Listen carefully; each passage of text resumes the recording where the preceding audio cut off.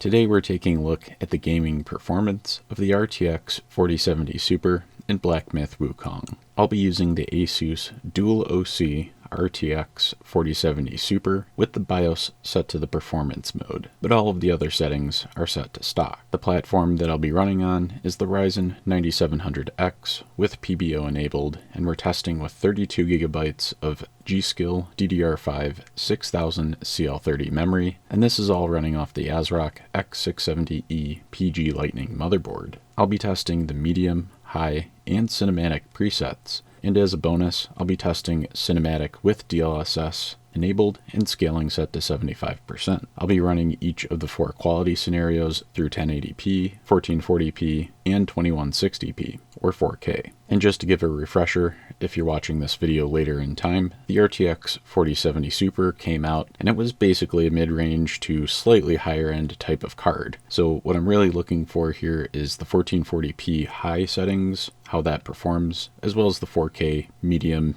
and maybe high settings. First off, we'll take a look at the 1080p runs. As far as the performance goes, it basically looks great at native resolution across all of the quality ranges.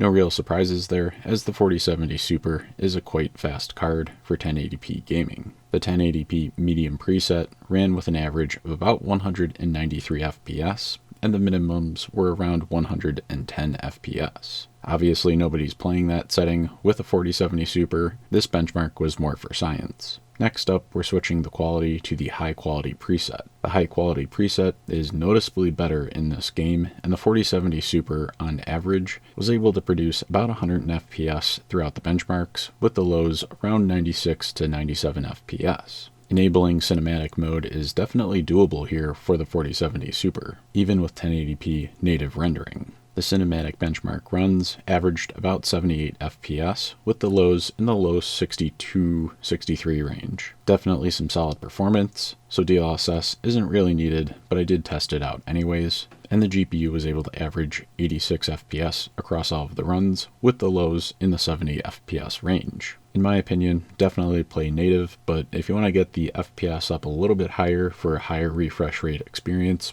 DLSS is always there. Now that we covered 1080p, we'll look at 1440p benchmarking. This was really what I was most curious about because resolution is a bit higher than 1080p, obviously, and we can probably still get away with some decent frame rates with good quality settings. Starting off, the benchmark runs are of course 1440p medium quality. The average FPS across all of the runs was around 93, and the lows were about 76 on average, which in my opinion is pretty solid. In switching over to the high preset at 1440p, we definitely see the same type of drop that we saw with 1080p. Running through the benchmark a couple of times, the RTX 4070 Super averaged about 73 FPS with lows at about 63 FPS. This is definitely totally playable at native resolution, which is excellent. Obviously, you're probably not going to max out a 144Hz refresh rate, but the experience is definitely still enjoyable. If you do want to bump that up, you can enable DLSS.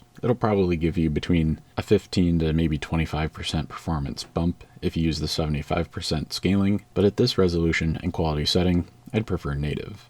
In switching over to the cinematic quality preset, we're definitely taking a dip in performance, again, for the visual edition. The 4070 Super averaged about 45 FPS, with the lows around 39 FPS. In my opinion, you're not really going to play this, it isn't the best experience, so I did go ahead and enable DLSS with the scaling. The system managed 61 FPS on average across the runs, with the lows around 51 FPS. This is definitely way more playable for the cinematic quality preset, and you could probably get away with this playing the entire game. Personally, I would probably stick to 1440p high, either native if I didn't have a super high refresh rate monitor, or if I did, I probably would try out DLSS with a little bit of scaling, as that'll definitely boost the FPS a bit. For the last set of benchmarks, we have 2160p or the 4K testing. The RTX 4070 Super definitely can bust out a couple of these 4K tests in a playable method, which I was actually a little surprised at. At the medium preset, we were actually able to manage about 51 FPS, with the lows around 43 FPS. This is definitely playable, being it is a single player game, but my preference here probably would be for a little bit more in terms of average FPS in the lows. Most of us would really like to stick to at least 60.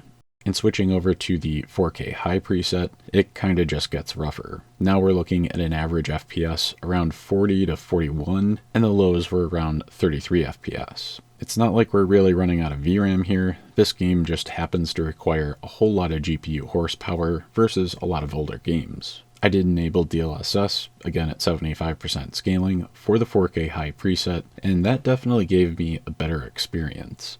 The system averaged around 66 FPS, with the lows at about 54 FPS.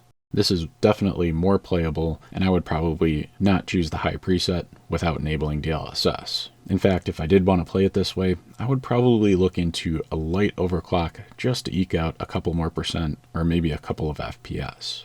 As for the next test, it would logically be the 4K Cinematic Native preset, but that was horrible. You're definitely not going to play this game at 4K maxed out, not using DLSS. The 4070 Super just isn't that powerful. So I enabled DLSS, set the scaling to 75% again, and the system averaged about 41 FPS, with the lows around 36 FPS. So yeah, in my opinion, if you're looking to play Wukong at 4K on the 4070 Super, the best bet if you want native quality is probably medium. If you don't mind using DLSS and a little bit of scaling though, I would probably aim for 4K high with DLSS and the scaling set. I thought that was a good mix of performance and quality at 4K. Otherwise, I'd probably play 1440p high. So overall, I think this is definitely some solid performance in Black Myth Wukong for the RTX 4070 Super. Obviously, you probably saw that I didn't test any ray tracing, and that's because it's not worth it in my opinion on the 4070 Super. I do like ray tracing as a technology, but it just comes with such a huge performance drop that I actually don't really enable it in many games, even though I always have an NVIDIA card that is technically capable of it. But that's really just a personal opinion. Generally speaking, you're going to end up seeing much lower frame rates than what I showed here today. If you want to take a look at the 4070 Super that I used in this build, or any of the build parts, I'll have links in the description below, so you can definitely head down there and check that out. If you got anything out of this video, I'd appreciate it if you could smash that like button, as that tells YouTube to share this video with other gamers who are looking at the RTX 4070 Super gaming performance. If you're into gaming PC and component testing videos like this one, that's basically the gist around here, so make sure to get subscribed to the channel and ring that bell for notifications. Until next time, keep on gaming.